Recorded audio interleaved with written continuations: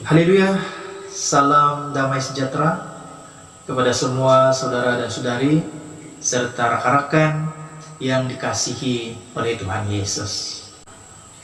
Apa kabar semua? Semoga seperti biasa sehat-sehat dan kekal aktif. Syukur puji Tuhan, kembali lagi ke channel perkongsian firman ini. Dan pada kali ini sedikit mengungsikan tentang Tuhan tidak membiarkan umatnya. Dalam nama Tuhan Yesus Kristus menyampaikan sedikit perkongsian ini. Tuhan tidak membiarkan umatnya.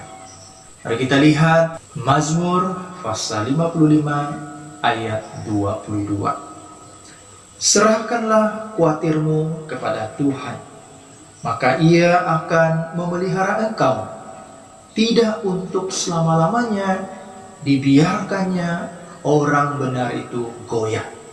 Kalau kita melihat dalam terjemahan King James Version, maka di situ dikatakan, serahkanlah segala bebanmu. Jadi yang tadi menggunakan terjemahan kekhawatiran atau khawatir, dan yang satu lagi ialah perkataan beban. Ini bukan suatu percanggahan.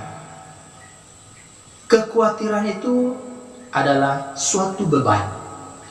Salah satu dari beban-beban yang dihadapi oleh setiap orang. Kekhawatiran ini boleh membuatkan seseorang itu berasa susah hati, boleh membuatkan seorang itu sakit atau jatuh sakit. Mari kita membaca lagi di dalam kitab Amsal pasal 12 ayat 25. Kekhawatiran dalam hati membungkukkan orang, tetapi perkataan yang baik menggembirakan dia. Jadi kekhawatiran itu adalah beban yang boleh membuatkan seorang itu sakit atau jatuh sakit. Apapun yang menjadi beban kepada kita, haruslah kita serahkan kepada Tuhan dengan iman dan doa. Biar Tuhan yang melakukan apa yang baik baginya, dan kita akan merasa kepuasan daripada kebaikan Tuhan itu. Kita menyerahkan beban kita kepada Tuhan, menunjukkan kita tetap tinggal di dalam janji Tuhan dan percaya kepada firman Tuhan. Dengan demikian, kita dapat tetap tenang bahwa Tuhan akan melakukan kerjanya untuk mendatangkan kebaikan bagi kita. Tuhan tidak akan pernah membiarkan orang benar selama-lamanya goyah. Kita mungkin mengalami masalah demi masalah dan goyah, tetapi Tuhan tidak akan membiarkan kita sampai terhempas atau berkecai. Di dalam kitab Mazmur pasal 55 ayat 22 yang menjadi dasar perkongsian kita ini,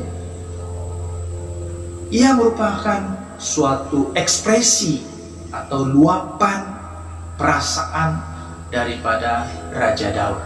Ia merupakan luapan perasaan keyakinan Daud terhadap pemeliharaan Tuhan. Mari kita melihat di dalam ayat 17 dalam Mazmur pasal 55 ayat 17. Nah, di sini dikatakan, di waktu petang, pagi, dan tengah hari aku cemas dan menangis, dan ia mendengar suaraku. Betapa baik sekali dalam duka cita akhirnya memperoleh penghiburan. Daud, dia bertekun di dalam tekannya berseru kepada Tuhan, karena dia yakin benar bahwa pencariannya kepada Tuhan tidak akan menjadi sia-sia. Bagi Daud, biarlah orang lain mengambil jalan yang mereka sukai untuk mengamankan diri mereka. Penindasan dan kekerasan biarlah menjadi kemegahan bagi mereka. Tetapi Daud berkata, bagiku tetap akan berpaut kepada Tuhan. Daud bertekad untuk kekal dan bertekun berseru kepada Tuhan. Dia akan bersungguh-sungguh berdoa. Dia akan seringkali berdoa, sekurang-kurangnya sebanyak 3 kali dalam sehari. Di sini dikatakan malam, pagi, dan tengah hari dia berdoa, berseru kepada Tuhan. Ini sudah menjadi suatu kebiasaan dalam keibadahan Raja Daud itu. Nah, kita melihat seorang umat Tuhan, biarpun begitu sibuk dengan urusan pentadbiran sebagai seorang raja, tetapi dia tidak melupakan ibadah, berdoa sekurang-kurangnya 3 kali dalam sehari. Dan dia akan lebih giat lagi melakukannya dalam keadaan dia dilanda kesusahan. Mari kita lihat lagi dalam Amsal pasal 24 ayat 16. Sebab 7 kali orang benar jatuh, namun ia bangun kembali. Tetapi orang fasik akan roboh dalam bencana. Ayat ini benar-benar menghiburkan kita, menghiburkan saya, di mana biarpun orang benar itu jatuh, bahkan biarpun 7 kali dia gagal atau dia jatuh, tetapi Tuhan akan membangunkan dia kembali.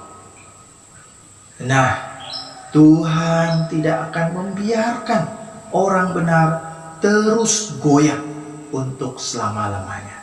Biarpun orang benar itu tidak terhindar daripada masalah, sama juga seperti orang lain, tetapi ada Tuhan yang akan menopang langkah kakinya, sehingga dia tidak akan terjatuh, dia tidak akan dibinasakan, tidak akan mencelakai dia.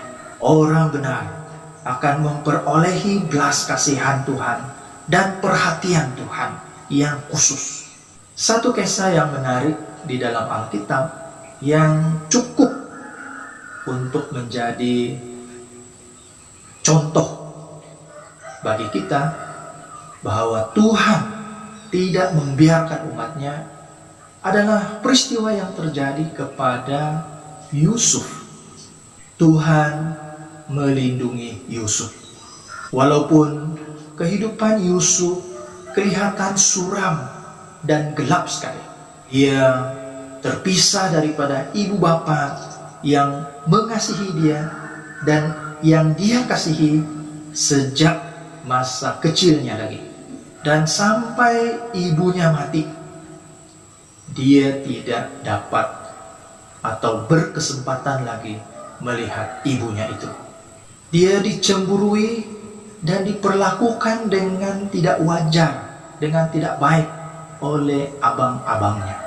Dia dibenci lalu diperlakukan dengan jahat oleh abang-abangnya. Abang-abangnya telah bersepakat, bersekongkol untuk membunuh dia.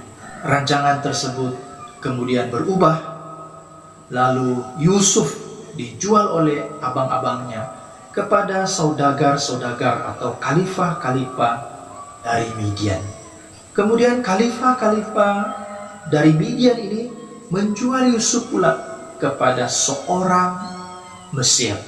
Dan orang Mesir yang membeli Yusuf itu rupa-rupanya adalah seorang pegawai istana Raja Firaun. Dia adalah kepala pengawal Raja Firaun. Istri Potifar, tuannya itu, telah memfitnah dia. Dan tanpa mendapat keadilan, Yusuf ditangkap lalu dipenjarakan. Ya pasti berapa lama Yusuf berada di dalam penjara. Tapi dari catatan Alkitab, tidak kurang dari 2 tahun. Karena dalam catatan Alkitab itu hanya menyatakan selepas 2 tahun, Yusuf itu kemudiannya diingat oleh juru minuman Raja Firaun. Nampaknya mendung sering menyelimuti hidupnya. Bagi kita, hidup Yusuf itu tidak ada masa depan. Bagi orang dunia, mungkin mengira Yusuf itu tidak ada tuah atau tidak ada nasib. Sudah takdirnya begitu. Namun, tidak demikian bagi Tuhan, saudara. Kita membaca dalam Ratapan pasal 3 ayat 34. Kalau dipijak-pijak dengan kaki tawanan-tawanan di dunia. 35. Kalau hak orang dibelokkan di hadapan yang maha tinggi. 36.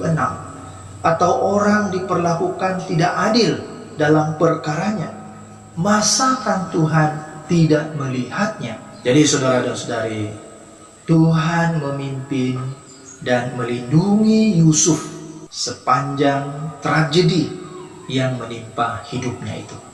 Jadi saudara dan saudari, jelaslah bagi kita, segala sesuatu yang terjadi kepada Yusuf itu bukanlah takdir atau rencana Tuhan.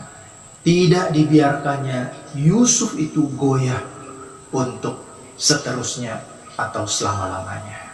Perkongsian firman Tuhan yang ringkas sampai di sini, semoga diberkati. Amin.